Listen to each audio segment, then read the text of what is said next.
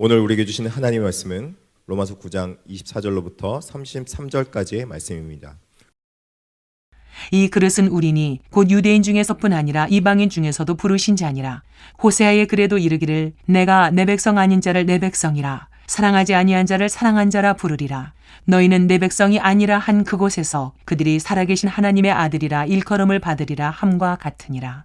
또 이사야가 이스라엘에 관하여 외치되 이스라엘 자손들의 수가 비록 바다의 모래 같을지라도 남은 자만 구원을 받으리니 주께서 땅 위에서 그 말씀을 이루고 속히 시행하시리라 하셨느니라. 또한 이사야가 미리 말한 바 만일 만군의 주께서 우리에게 씨를 남겨두지 아니하셨더라면 우리가 소돔과 같이 되고 고모라와 같았으리로다 함과 같으니라. 그런즉 우리가 무슨 말을 하리요? 의를 따르지 아니한 이방인들이 의를 얻었으니 곧 믿음에서 난 의요. 의의 법을 따라간 이스라엘은 율법에 이르지 못하였으니 어찌 그러하냐? 이는 그들이 믿음을 의지하지 않고 행위를 의지함이라. 부딪힐 돌에 부딪혔느니라. 기록된 바 보라 내가 걸림돌과 거치는 바위를 시온에 두노니 그를 믿는 자는 부끄러움을 당하지 아니하리라 함과 같으니라.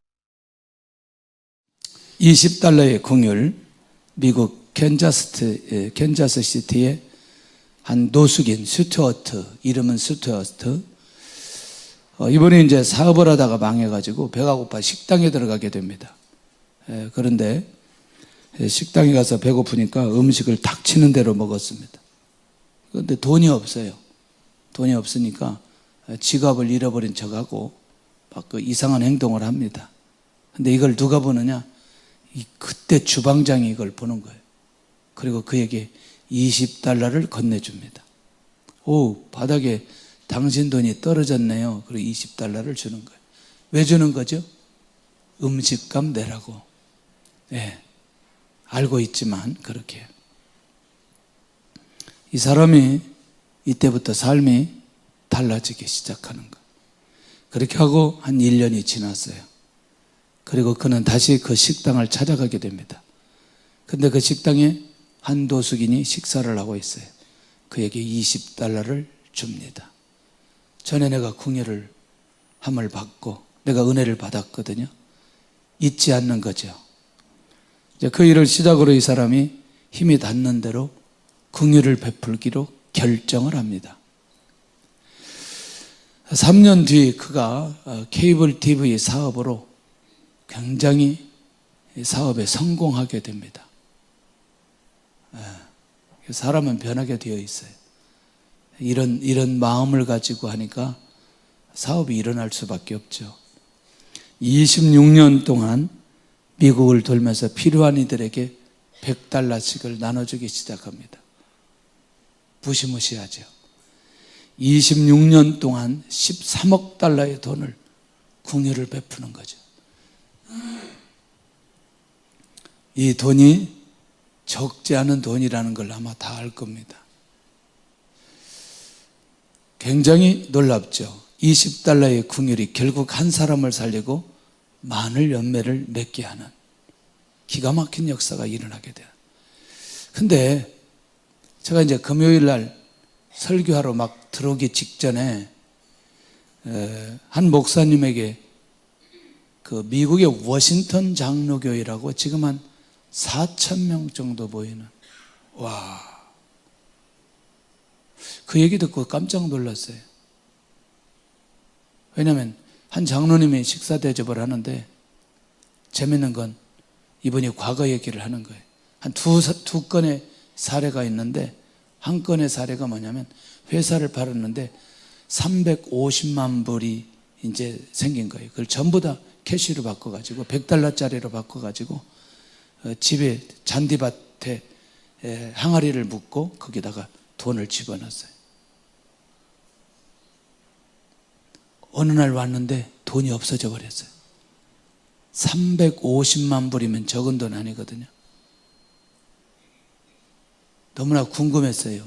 왜 궁금했나 봤더니 그걸 어머니가 80이 됐는데 안방에서 지켜보니까 뭐 아들이 뭐 마당을 파고 독을 묻고 막 그래 너무나 궁금해서 마당을 파봤어요. 마당을 파봤더니 세상에 독을 묻고 거기다 돈을 집어넣은 거예요. 그러니까 할머니가 그걸 덮으면 얼마나 덥겠어요. 이제 시작인데 이제 너무나 일찍 울리네 이제. 그래가지고 이제 그러는 동안에 집이 좀 수리를 하려고 집수리 하려고 사람을 시켜서 집수리를 하는데 세상에 집수리 하다가 나무 하나가 떨어졌는데 거기에 톡 떨어지는 거예요. 항아리가 깨지면서 그에 들어갔는데 이게 돈인 거예요. 근데 인부가 일하다가 이 돈을 다 들고 도망가 버린 거예요. 이 사람하고 어때요? 실제로 그 교회 장로님이 식사 대접하면서 그 고백을 하더라는. 또 한 사건이 있는데 시간이 없어요. 욕심 부리면 누가 가져가도 가져간다는 거예요. 할렐루야. 혹시 집에다가 장롱 속에 현찰 넣던 분들 도둑이 올 수 있으니 빨리 은행에 갖다 놓든지 빨리 하나님 앞에 헌금하든지 선교지에 보내든지 결정할 수 있기를 원합니다. 그 장롱 속에 들여다 놓은 게 있잖아요. 그거 좋은 말로 할 때 잊어버리기 전에 빨리 잘 정리하시기를 바랍니다. 그러면서 제가 이제 아침에 뭔가 정리를 했어요. 혹시 여러분들 거래에 상관없이, 그러니까 거래처에 상관없이, 인간관계에 상관없이 다른 사람 계좌 몇 개나 있어요? 다른 사람 계좌? 에? 있어요? 내가 혹시라도 아무런 조건 없이 이렇게 이체할 수 있는 이 계좌 없으면 오늘 중으로 빨리 계좌를 몇 개라도 가지고 있기를 바랍니다. 하나님께 사인이 오면 내가 섬기고 축복하고 할 수 있는, 이건 굉장히 귀한 겁니다.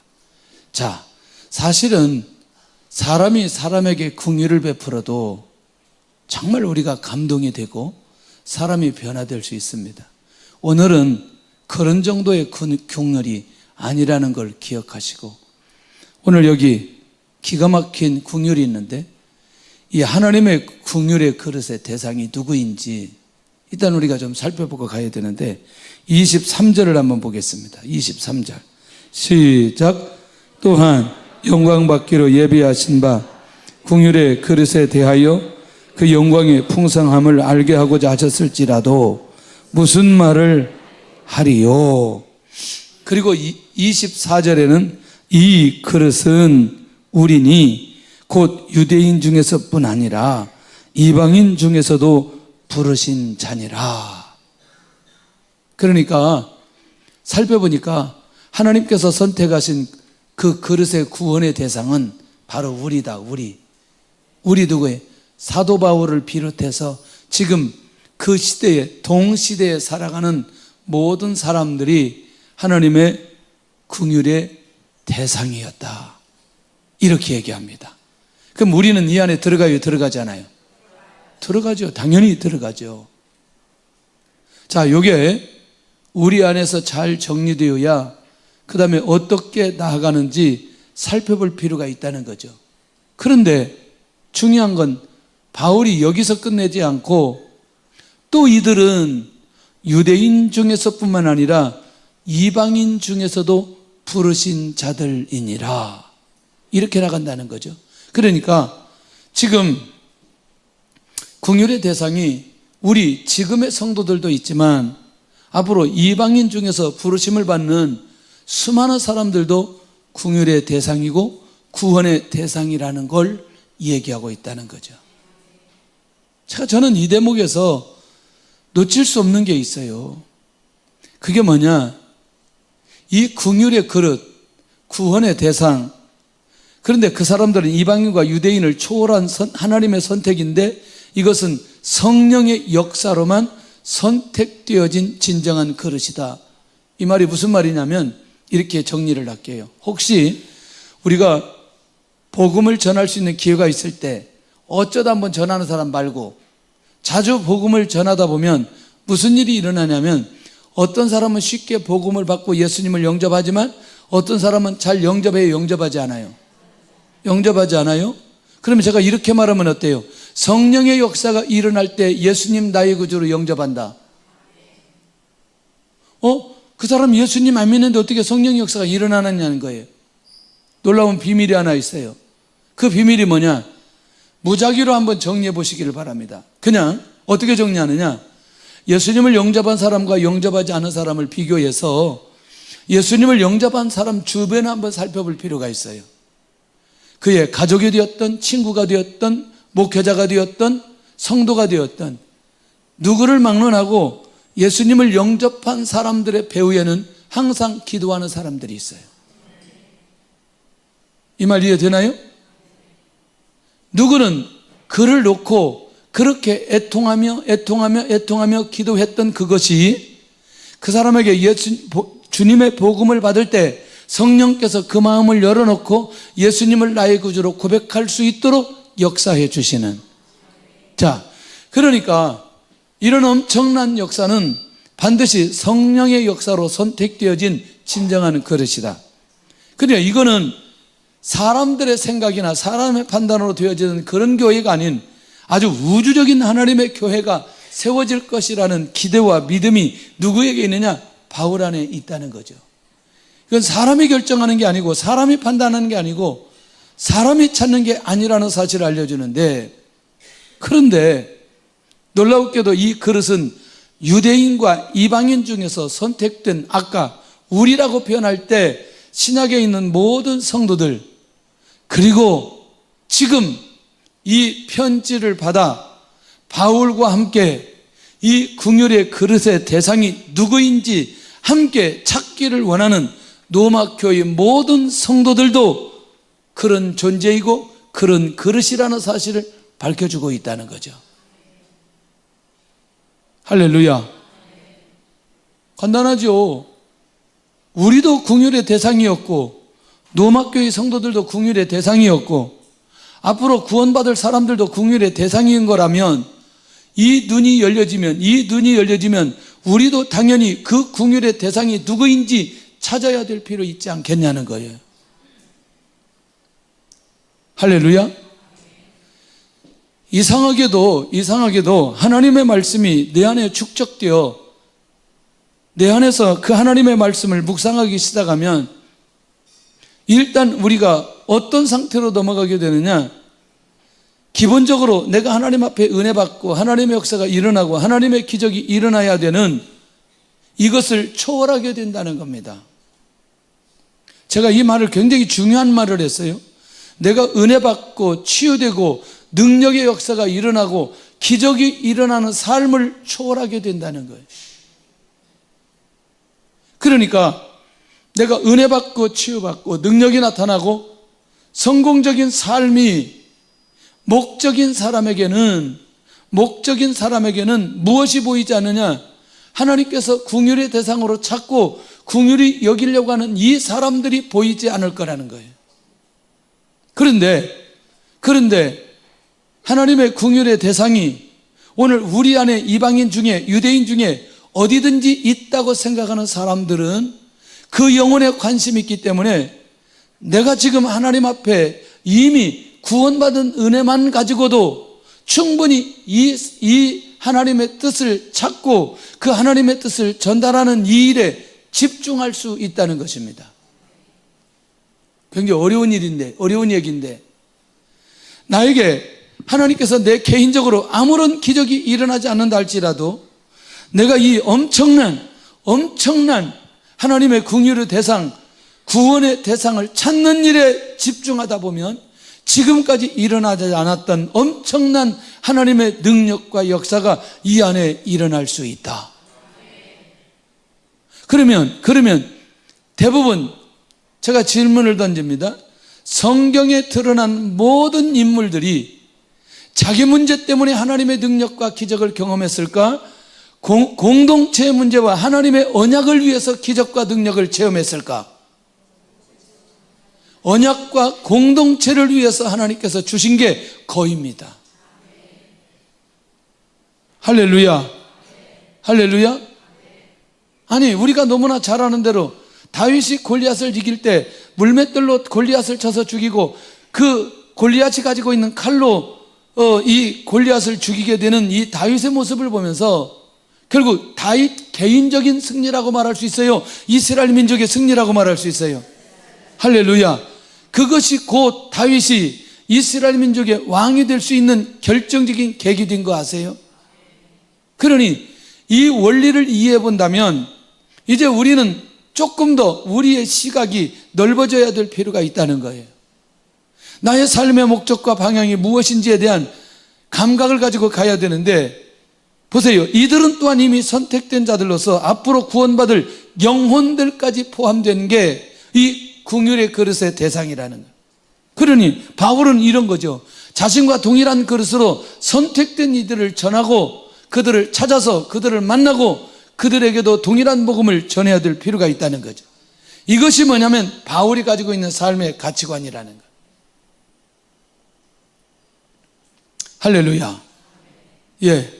자, 우리 모두가 모든 것들을 내려놓고 바울처럼 살아가자, 그 얘기 아닙니다. 예, 그 얘기 아니죠. 절대로 우리가 그것 때문에 혼동을 일으켜서는 안 된다고 생각해요. 할 수만 있다면 이 감각을 가지고 살아가게 될 때 놀라운 하나님의 일들이 그 안에서 벌어진다는 거예요. 좀 설명을 해야 돼요. 이게 설명을, 그래야 이해할 수 있어요. 뭐냐? 아마 이제 대중적인 사람 얘기를 해야 우리가 공감대가 빨리 이루어져요. 1부 때도 제가 얘기했어요. 아마 지금 이제 하나님에 대해서 책을 본 사람들은 대부분 아마 공감대가 있을 거예요. 이분이 김대중 정부 시절에 비서관으로 있을 때 청와대에서 기도를 하기 시작해요. 이분이 온누리교회 성도였는데 그때는 장로님이 아니었어요. 그냥 일반 집사님이었어요. 그리고 기도였어요. 이분이 서울대 중문과 출신이에요. 그런데 그렇게 하다가 영사로 가게 됩니다. 영사로 가게 돼요. 중국의 영사로 몇 년 있다가 다시 한국으로 들어와요. 그래서 나중에는 대사로 넘어가는 거예요. 근데 이분이 했던 일들이 정부에 관한 일들을 많이 했는데, 그런데 그렇잖아요. 내부적으로 들어가 보면 전부 다 교회를 세우고 선교사들 지원하고 전부 다 주로 이런 일을 했어요. 사실은 그런 일들을 할 수밖에 없도록 하나님께서 어떤 기회를 만들어 주셨느냐, 이런 기회를 만들어 주셨어요. 자, 영사 생활할 때 그 한 5, 6년 기간 되는데 그때 만났던 모든 사람들이 대사가 되었을 때 들어갔을 때는 모두 다 거의 결정권자가 되었어요. 장관급들이 되었어요. 일하기가 쉬워요, 어려워요? 영사들은 절대로 장관 못 만납니다. 대사들도 못 만납니다. 차관들 정도밖에 안 돼요. 근데 이분은 누구를 만나느냐? 장관급을 만나게 되는 거죠. 자, 다시 지금 제가 말씀드리려고 하는 게 다른 게 아니고, 그 일을 위해서 내가 기도하고 하나님 인도 받을 때 나의 직책을 높여버리는. 근데 이게 목적이 아니고, 이게 목적일 때 나의 삶을 세워가시는 하나님을 만날 수 있다, 그 말하는 거죠. 그러니까 이런 얘기들이 우리가 성경에 너무나 많이 기록되어져 있다. 이게 바울 사도가 가지고 있는 가치관인 거죠. 그분이 전문인 사역자라고 보는 거죠. 전문인 사역자라. 자, 이런 가치관이 우리에게 있을 때에 자기 삶 속에 하나님의 역사하는 걸 구체적으로 경험하고 하나님의 인도 받아갈 수 있다. 이 부분에 대해서는 이해가 되시죠, 지금? 그런데 바울 사도는 아예 인생 전체를 거기다 들여버린 거죠. 할렐루야.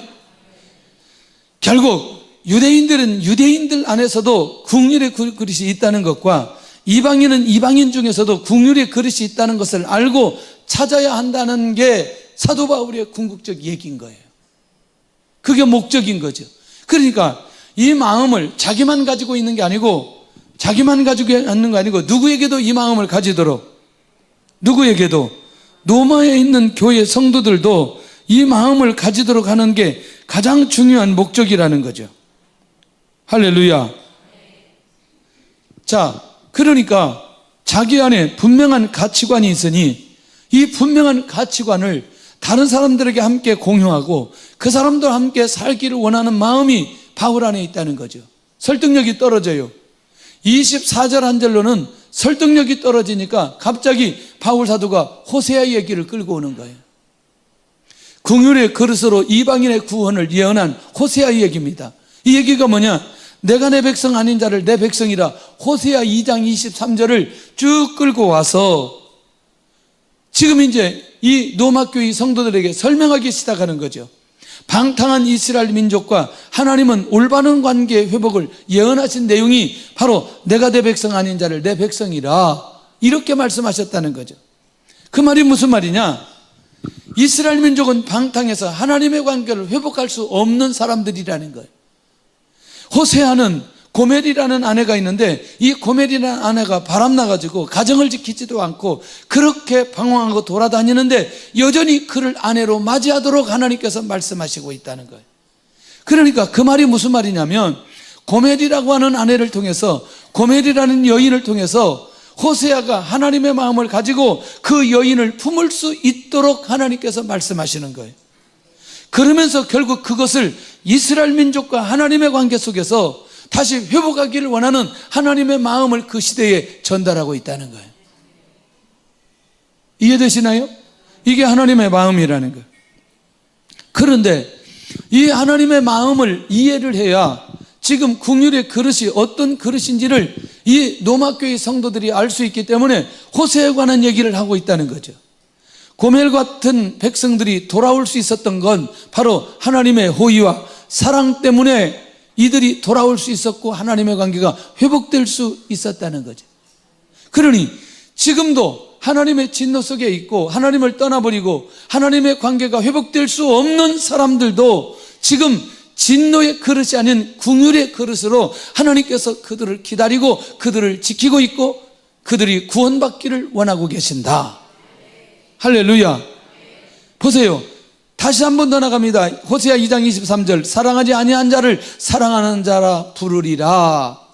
그러니까 혈통적 선택으로 태어나지 않는 자들에게도 하나님께서는 사랑을 베푸시고 고멜과 같은 고멜을 향한 하나님의 선택이 누구에게도 일어난다. 이방인에게도 일어난다는 거예요. 할렐루야. 이스라엘 민족이 볼 때 우리가 누구예요? 이방인이죠.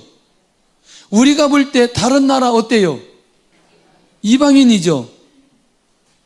도저히 구원받을 수 있는 사람들이 아닌 그 사람들 누구라고 생각해요? 이 사람은 절대 구원받을 수 없어.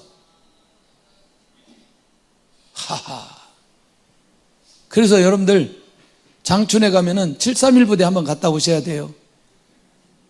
731 부대가 아니고 731 부대가 생체 실험한 곳을 한번 갔다 와야 돼요. 세상에 그 시대에 그렇게 할 수 있어요? 사람을 묻어가지고 목만 남기게 하는 거예요. 그건 아무것도 아니에요. 이게 너무나 시간이 없는데 제가 딱 그걸 보고 나서 딱 한마디로 결론 내렸어요. 죽일 놈들. 그런데 선교 사역을 하면서 이제 그때 그 시점에 바로 정리하는 게 이 민족은 하나님의 사랑이 아니면 예수님의 사랑이 아니면 품을 수 없는 나라 이 백성이구나.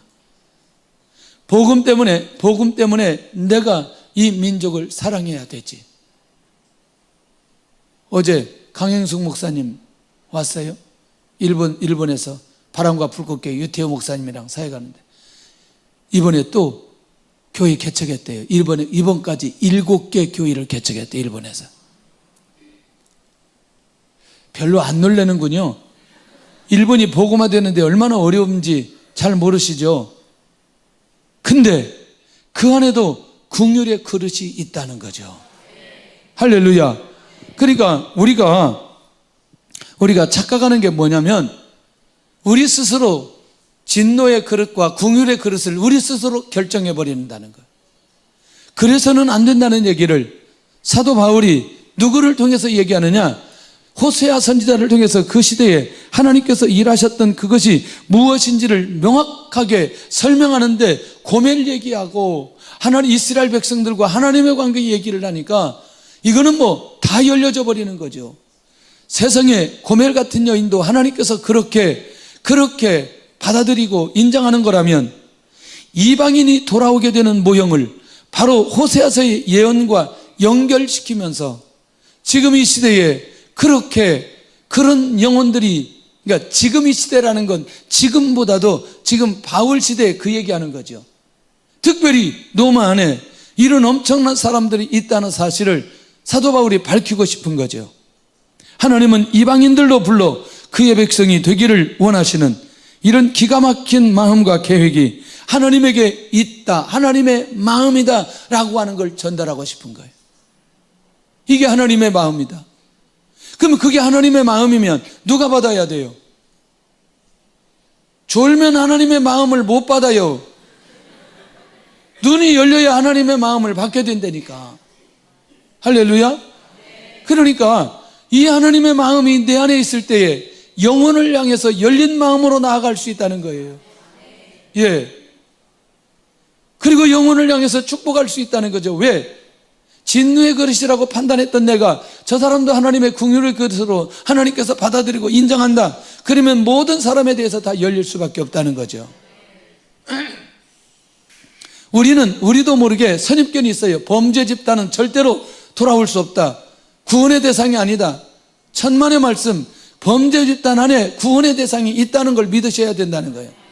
할렐루야. 공산당 안에 하나님께서 구원의 대상이 계획하고 있다는 사실도 알아야 된다는 거예요. 그래야 그들에 대해서 우리의 마음의 문이 열리고 그들에게 복음을 전할 수 있는 기회가 주어지면 언제든지 전할 수 있다는 거죠. 자, 내 백성 아닌 자들을 하나님의 아들이라 부를 것이라. 이게 이제 호세아 1장 10절의 내용을 다시 또 인용하는 거예요. 시작. 너희는 내 백성이 아니라 한 그곳에서 그들에게 이르기를 너희는 살아계신 하나님의 아들들이라 할 것이라. 아멘. 내 백성 아닌 자들을 하나님의 아들이라 부를 것이라. 그러니까 이 말은 뭐냐면 계속해서 가능성을 얘기하는 거죠. 점진적으로 놀라운 하나님의 계획이 어떻게 나타날 것인가를 얘기하고 있는 거죠. 우리를 지금까지 심히 핍박하고 공격하고 어렵게 한 그 사람도 결국 하나님의 아들이라 부를 것이라고 하는 그 기대감이 우리 안에 있어야 된다는 거죠. 이게 열려져야 그 영혼을 향한 집중력, 그 영혼을 향한 사랑, 그 영혼을 향한 기도, 그 영혼을 향해서 인내, 이것이 그 안에 우리 안에 일어날 수 있는 것 아니겠냐는 거예요. 도저히 돌아올 것 같지 않는 남편 돌아올 줄로 믿습니다. 할렐루야. 도저히 돌아올 것 같지 않는 아내 돌아오게 될 줄로 믿습니다. 결국 판단은 우리가 하는 게 아니라는 거예요. 이 부분에 열린 만큼 그 사람에 대해서 철저하게 하나님께 기도하고 인내할 수 있다는 거죠. 하나님의 백성이라고 여길 권리가 없는 사람들이라 한다 할지라도 하나님의 아들이라 일컬음을 받는 역사가 일어나게 될 것이다. 유대인이나 이방인이나 불문하고 선택하신 하나님의 주권에 의해서 이 일이 진행될 것이니 이 일에 로마에 있는 모든 성도들의 마음이 열려야 될 필요가 있다는 것입니다. 기도하는 영혼은 반드시 돌아오게 되어 있습니다. 기도하는 나라는 반드시 돌아오게 되어 있어요. 기도하는 가정은 반드시 돌아오게 되어져 있어요. 그러니까 사도 바울이 평생에 주님을 만나고 나서 이 삶 속에 흔들림 없이 가는데 이게 바울 안에 이 가치관으로 그를 완전히 붙들고 있기 때문에 흔들림이 없는 거죠. 흔들림. 보세요. 호세아의 예언을 인용하는 바울의 중심은 지금도 하나님의 이 예언이 성취되었다는 것과 이 비밀을 알아야 지금도 긍휼의 그릇을 찾게 된다는 거예요. 이게 구약 시대에 호세아 시대로 끝나버리지 않았다는 거예요. 고멜로 끝나버리지 않았고 그 하나님의 궁극적 계획은 지금도 여전히 지속되어 진행되고 있다는 사실을 알려주고 싶은 거죠. 할렐루야. 주의 은혜가 있기를 원합니다. 주의 은혜가 있기를 원합니다. 그러면 이제 우리도 열렸어요. 하나님의 백성이 아닌 자들을 하나님의 아들이라 일컬음을 받을 것이다. 그러니까 여전히 이 하나님의 말씀은 이 호세아를 통해서 말씀해 주신 내용은 지금도 계속해서 진행 중이다. 끝났다. 진행 중이다. 하나님께서 일하신다. 그런데 그 일을 하는 사람을 하나님께서 자기 영역에 세워주시기 시작하신다. 할렐루야. 주연에 있기를 원합니다. 보세요. 세 번째가 이사야의 말씀을 인용하는 긍휼의 그릇인데, 아니 세상에, 이스라엘의 남은 자가 모래같이 많을지라도 남은 자만 구원을 얻는다는 거. 구원 얘기가 갑자기 나왔어요. 모래 얘기가 나왔고, 이게 뭐냐면 어느 때냐면 북이스라엘이 아수르에 멸망하고 유다가 바벨론에 의해서 멸망당한 후에 하나님의 연단으로 소수의 남은 자만이 돌아오게 될 것이라는 예언이거든요. 이 말이 굉장히 중요한 게 무슨 말이냐? 이 약속은 무효화되지 않고 유대인들도 선택된 자들은 돌아온다. 다시, 유대인도 이제 공동체 구원이 아닌 개인적으로 구원의 역사가 이루어진다. 자, 다시 정리를 해본다면 사도 바울 사역 가운데 가장 많이 도전 주었던 사람이, 방해했던 사람들이 유대인이라고 우리는 다 들었습니다. 그러니까 아까 처음에 말씀드린 대로 이 무리는, 이 집단은, 이 종족은, 이 민족은, 이 가정은, 이 사람은 도저히 돌아올 수 없다고 판단되어지는 상황 속에 있을 때에 결국 오늘 이 이사야 선지자 이 얘기를 사도 바울이 얘기하는 결정적인 이유는 유대인들에게도 구원의 문이 닫혀 있지 않고 여전히 열려 있다는 거예요. 열려 있다는 거예요. 그 수요가 감소될 수는 있으나 문은 닫히지 않았다는 거예요. 그러니까 이들에게도 문이 닫히지 않았다는 건 누구에게도 닫히지 않고 열려 있다는 사실이 너무너무 중요하다. 아멘. 그러니 우리는 우리 안에서 이런 감각들이 살아나야 됩니다. 결국 살아나야 되는 이유는 그리스도인들이 로마의 10대 황제의 통치 행위가 있을 때 가장 고통스럽고 가장 힘들고 어렵게 결국 그들이 그 시대에 살아냈습니다.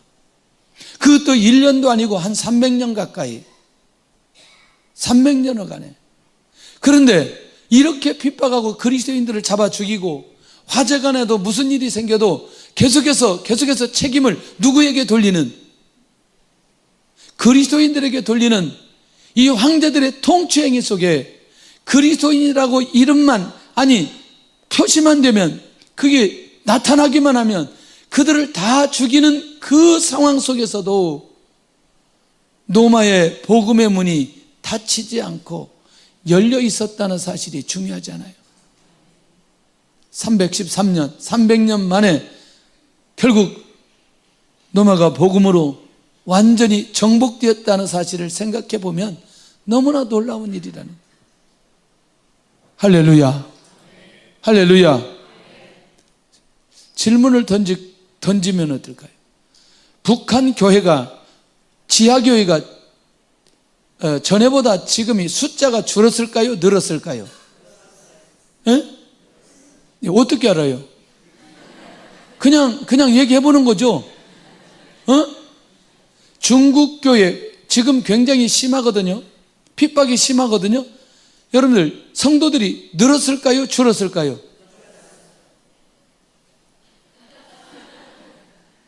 문화혁명 때 1,500만이었어요. 개방하니까 7천만 되었어요. 이미 지하에서 복음이 전파되었어요. 그러니까 우리가 우리의 생각으로 무엇을 판단하거나 결정해서는 안 된다는 거죠. 유대인들이 그렇게 핍박하고 도전하니 유대인들의 구원의 문이 닫혔을 거다, 그렇게 생각하면 안 된다는 거죠. 결국 뭐냐? 9장 29절에 하나님께서 이스라엘의 씨를 남겨두셨다는 거예요. 긍휼히 여길 자를 남겨주시고 구원하시는 것도 하나님의 주권에 의해서 결국 이 일은 하나님께서 진행하시는 일이니 결국에는 제2의 소돔과 고모라처럼 저주받지 않도록 하셨다는 게 하나님의 계획이고 하나님의 뜻이었고, 그래서 사도 바울이 이 얘기를 그대로 고백하는 것 아니냐는 것.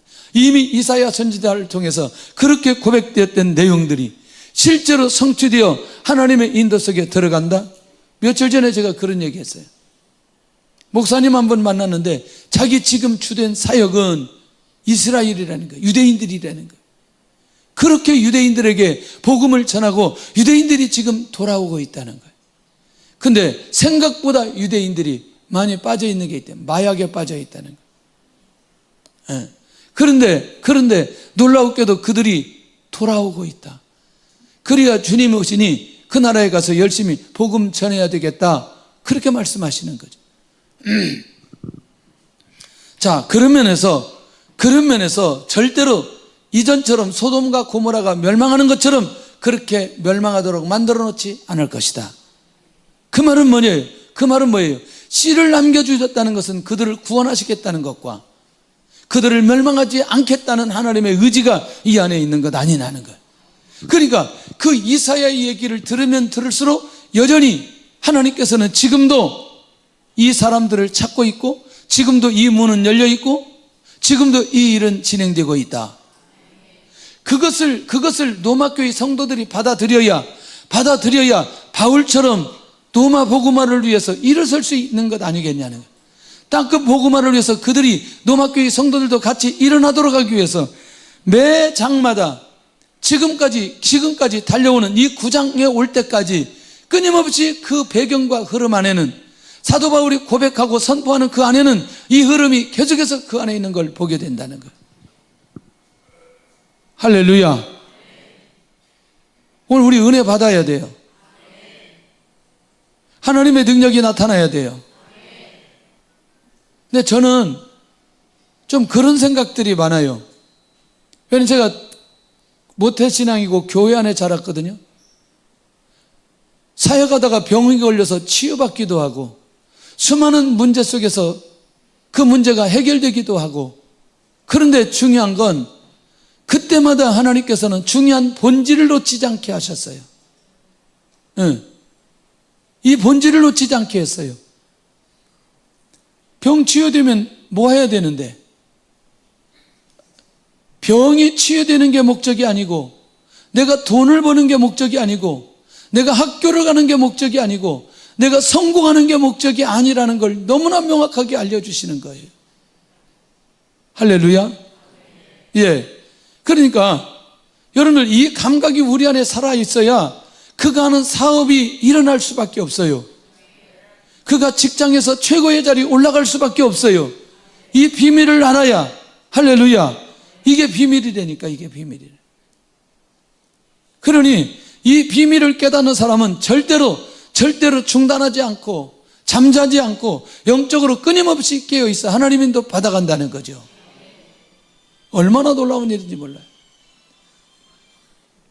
거의 끝나갑니다. 이제 이게요, 보니까 사람이 비행기를 타고 왔다 갔다 하잖아요. 비행기만 타고 왔다 갔다 하는 게 아니라 비행기 타러 가기 위해서 차를 타고 가야 되죠. 비행기 타려고 수속해야 되죠. 또 시간 기다려야 되죠. 이게 거의 한 12시간 걸려요, 이게. 에? 그리고 비행기 타죠. 그 좁은 데서 또 있어야 되죠. 그 지금 제가 예배 때문에 금요일 날 오고 또 주일 날 오다 오늘 오후 가거든요. 그 비행기 타고 내리면 금요일 정도면 멍해요. 뭐 내가 어디 갔다 왔나. 근데요, 이게 선교지에 주시는 그 영혼, 그 사역, 이 비전과 이 마음이, 이 기쁨이 나의 육체 피곤함을 이겨버리는 거예요. 예. 내가 힘들다고 생각하는 그 생각을 뒤집어 버리는 거예요. 예. 육체의 그것을 뛰어넘게 만들기 때문에 다시 빨리 제자리로 오는 거예요. 그렇게 해서 멍하다가 목욕탕에 가서 한번 땀 흘리고 나면 제자리로 딱 오는 거예요. 오, 할렐루야. 너무나 감사하지 않아요? 그러니까 그 기쁨과 그 감격이 육체 한계를 뛰어넘게 만들고, 생각의 한계를 뛰어넘게 만들고, 환경의 한계를 뛰어넘게 만들어 주신다는 게 너무나 감사한 거죠. 다시 나는 우리 성도들이 자기 분야에 최고의 자리로 가기를 원해요. 제발 좀 일어났으면 좋겠어요. 그런데 중요한 건 명확한 비전이 있어야 돼요. 중요한 가치관이 우리 안에서 결정되어 있지 않으면 안 된다는 거예요. 할렐루야.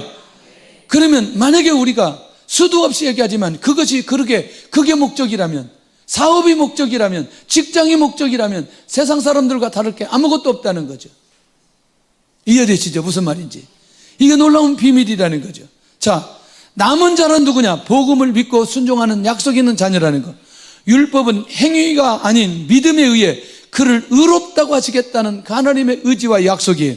다시 무슨 말이냐? 결국 그 남은 자는 복음을 받을 때 내가 복음을 나의 예수님이 나의 구주라는 사실을 내가 믿음으로 고백함으로 의롭게 함을 된다. 의롭게 함을 받을 수 있다. 뒤쪽 얘기는 그 얘기예요. 결국에는. 그러니까 남은 자에게 반드시 그렇게 만들어 놓고 구원의 역사가 일어나도록 만들어 주신다. 할렐루야. 자, 이제 이렇게 믿음으로 말미암아 그 남은 자의 구원의 역사가 일어나는 이것이 사도 바울이 삶을 살아가는 데 있어서 중요한 가치관이라는 거예요. 나의 가치관은 뭐냐는. 사람들이 가치관이 정착하는 배경이 뭐냐? 반복되는 교육을 통해서 올바른 가치관을 가지게 만듭니다. 주님이 제자들을 3년 동안 양육하면서 동거하면서 반복적인 훈련을 시키는 것, 전도하는 것, 능력해가는 것, 교회를 세우는 것. 그 전체 한마디로 정리를 한다면 그리스도의 증인되면 전도할 수 있고 능력행할 수 있고 교회 세울 수 있는 거죠. 그것을 3년 동안 주님이 제자들을 양육하는 거예요. 양육하는 거예요. 할렐루야. 예수님 믿고 신앙생활 시작할 때 가장 먼저 전도 훈련부터 받아야 되는 거예요. 지금까지 살면서 단 한 번도 교회에 사람을 데리기 위해서 이거 말고 진짜 복음을 전하고 그가 예수님 믿도록 한 게 단 한 사건도 없다면 우리 자신 돌아봐야 될 필요가 있어요. 나는 지금 잘못된 가치관을 가지고 있다는 거예요. 이거는 굉장히 중요합니다. 심각하게 도전해야 될 필요가 있다는 거예요. 하나님, 정말 내가 예수님 믿고 지금까지 신앙생활하는데 나를 통해서 단 한 사람이라도 예수님 믿고 구원받았다 라고 한다면 이 가치와 이 삶은 의미가 있는 것이라고 생각하는 거죠. 이해되나요? 무슨 말인지? 예. 그러니까 이거는 그냥 막 교회에 우리 몇 명 모이게 하자 이거하고는 차원이 다른 거라는 거예요. 차원이 다른 거다. 양육자가 누구인가에 따라 양육받을 때 가치관이 변하는 영향을 받게 되는 거죠. 예수님의 제자들에게 있어서 양육자는 누구예요? 예수님이에요. 예수님에게 훈련받으니까 그걸로 끝나버리는 거 아니겠어요? 주의 은혜가 있기를 원합니다. 작년에 우리가 할 때요, 청년들 그 필리핀에서 할 때 한 130명, 한 120명 정도 왔나요? 현지인들이. 그 뭐 얼마나 은혜가 되려나? 아마 뭐 이런저런 상황 뭐 이제 하여튼 참석해서 너무나 감사하죠. 그런데요, 갑자기 숫자가 늘기 시작하는데 지금 250명이 왔어요. 그럼 250명이면 우리가 지금 그 교회당에 들어가는 숫자가 200명이에요. 우리 숫자 가면 50명이 넘으니까 300명이 넘는 거예요. 그래서 막 고민하는 거죠. 이거 의자를 다 치워야 되느냐, 뭐 해야 되느냐, 막 이렇게 하는데 세상에 그 200석에다가 다시 의자 100개를 집어넣어가지고 지금 300석을 만들어 놨어요. 저는 이번에 하나님께서 이 청년들에게 놀라운 일을 행하실 거라는 확신이 있어요. 할렐루야. 저는 그랬어요. 그냥 저녁에만 예배를 드리려고 그랬어요. 그랬더니 그쪽에서 연락이 오기를, 아니 무슨 얘기냐, 오전에도 예배 드리고 저녁에도 예배 드려야지. 그래서 예배를 6번 제가 인도해야 돼요. 이번에 가가지고 야 할렐루야, 예배를 드리자는데 이게 싫어하면 안 되겠지. 이거 죽기를 다해서라도 해야지. 그러면 제가 예배 드릴 때 무슨 얘기 하겠어요? 무슨 얘기 하겠어요? 300명 다 헌신하지 않으면 안 되는 거죠. 제대로 걸린 거죠. 할렐루야. 왜냐하면 제 가슴이 그러니까, 제 생각이, 제 가치관이 그러니까. 저도 하나님의 말씀을 통해서 주님께서 제자들 양육하는 것 때문에 제 가치관이 변했기 때문에 그렇게 가야 되는 것 아니겠냐는 거예요. 이해되시나요? 무슨 말인지? 예. 그러니까 제가 그 가치관이 변하면, 자, 이번에 모인 사람들이 그 가치관이 변하게 되면 어떤 일이 벌어지겠냐고요. 우리 청년들은, 또 그 청년들은 어떤 일이 벌어지겠냐고요. 그러니까 우리가 철저하게 이 부분에 양육받는 이게 너무너무 중요하다는 거예요. 두 번째가 뭐냐면 하나님의 절대 주권과 능력에 의해 가치관으로 정착하게 된다. 이게 뭐냐면 홍해 사건과 요단강 도하 사건, 이게 가나안 비전을 붙드는 가치관으로 변화버리는 거죠. 왜 내가 가나안에 들어가야 될지, 가나안을 왜 정복해야 될지, 그 가나안을 왜 정복하면 무슨 일이 벌어야 될지, 이 가치관을 그들이 가지게 되는 거죠. 다시 하나님께서 이런저런 사건을 통해서 우리의 가치관이 바뀌도록 하게 하는 경우도 있다는 거예요. 자녀들이 아주 아프게 만들고 죽기 직전까지 가게 만들어서 하나님 앞에 결단하게 만들고, 내가 매우 힘든 사건을 경험하면서 하나님 앞에 결단하게 만들면서 내 가치관을 바꾸게 만드는, 내가 사업에 완전히 쫄딱 망해가지고 내 가치관이 바뀌어서 하나님이 원하는 대로 사는데 하나님께서 사업을 회복시켜 역사해 주시는 이런 하나님의 능력이 나타나게 만들면서 우리의 가치관이 올바로 정착하게 만들어 주신다는 거예요. 그러니 이런저런 일이 있을 때마다 우리는 고민해야 될 이유가 하나도 없다는 거예요. 할렐루야. 하나님의 능력이 나타난다. 하나님의 기적이 일어난다. 할렐루야. 하나님의 역사가 나타난다. 아니, 하나님의 능력과 역사가 나타나는 건 어려운 일이에요? 쉬운 일이에요? 아니, 좋은 일이에요? 나쁜 일이에요? 좋은 일이에요. 그러면 나쁜 일은? 우리가 생각할 때 나쁜 일도 역시 하나님의 뜻이 그 안에 있다는 거예요. 아멘을 별로 안 하는데, 그러니 훈련을 통해서 가치관이 바뀌기를 원해요? 아니면 하나님의 절대주권과 능력에 의해서 가치관이 바뀌기를 원해요? 그렇지, 훈련을 통해서 하는 게 훨씬 낫지. 죽을라도 한번 살아나 보세요. 얼마나 힘든지. 이 설명이 좀 필요하다니까. 이거는 굉장히 설명이 많이 필요해요. 그러니까 좋은 말로 할 때 훈련을 통해서 바뀌는 게 훨씬 좋다. 가나안을 정복할 때 한 사람도 이 가치관을 놓치지 않게 된다. 네, 세 번째가 중요합니다. 성령의 인도하심과 성령의 역사를 통해 가치관을 확립하게 되고 정리하게 된다. 나는 그렇게 살고 싶지 않은데, 내가 하나님 앞에 기도하며 내가 하나님 앞에 엎드릴 때마다 성령께서 나를 인도해 가시는 거예요. 성령께서 나에게 열어가시는 거예요. 성령께서 내 생각을 바꿔가시는 거예요. 그러므로 가치관이 결정되는, 이것도 기도하는 사람에게 주신 축복이라고 생각합니다. 제자들이 성령의 능력을 경험하는 순간 제자들의 미래의 가치관이 결정되어 버리는 거예요. 지금까지 양육을 받았지만 행동으로 옮기기는 너무나 힘든 이 예수님의 제자들이 성령의 능력으로 결국 그들의 삶이 완전히 바뀌게 되는 기가 막힌 일들이 일어날 수 있기를 원합니다. 성령의 인도를 받는 삶이 얼마나 중요한지를 발견했던 제자들. 그 다음에 이제 마지막은 뭐냐면 하나님의 말씀을 통해 올바른 가치관으로 살아가게 한다. 안디옥 교회가 빠르게 성장할 수 있었던 건 하나님의 말씀으로 훈련받았다는 거예요. 나는 정말 우리 성도들이 멋있게 살기를 원해요. 멋있게 살기를 원해요. 정말 멋있게 살기를 원해요. 예. 작은 것에 마음 빼앗기지 말고, 작은 사건에 중심을 흔들리지 말고, 이렇게 얘기를 해도 결정적으로 어떤 상황이나 사건이 닥치면 한순간에 무너지는 거, 한순간에. 사람의 말에 무너지고, 돈에 무너지고, 사건에 무너지고, 상황에 무너지고, 제발 그러지 말으라는 거예요. 제발 그러지 말으라는 거예요. 하나님의 말씀으로 완전히 체질화되면 절대로 무너지지 않습니다. 종종 제가 선교사님들 얘기할 때 대부분 뭐예요? 아내 죽고 자녀들 죽고 막 이런 것들이 반복하면서, 그 나중에 보니까 그 선교사님 사역 위에 엄청난 역사가 일어나. 얼마나 힘든 과정을 경험하겠어요. 그러니 하나님의 말씀으로 속히 이 가치관이 우리에게 결정되는 게 얼마나 중요한지, 하나님의 말씀으로 매일 나의 삶을 인도받아가게 될 때에 우리의 가치관이 정확하게 결정되어 인도받을 수 있다. 할렐루야. 무엇을 하든지. 그래서 1년, 이번 달, 이번 주 매일 그 주시는 말씀이 무엇인지 정확하게 붙들고 큐티 안 하고 살아간다, 예배 안 드리고 살아간다. 어떻게 주일날 예배를 안 드리고 그렇게 한 주를 살아갈 수 있어요?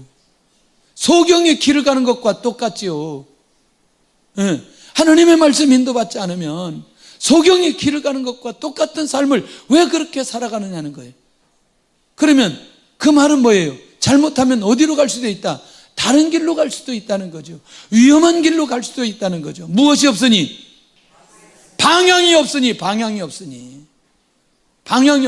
그 방향은 무엇으로 결정한다? 말씀으로 결정한다.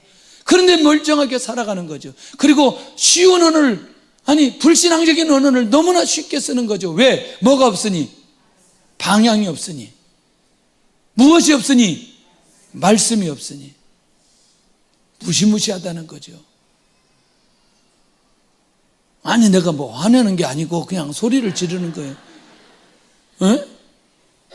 이렇게 해도 예배 시간에 그냥 끝나고 나가면 바로 다른 생각으로 지배하고. 할렐루야.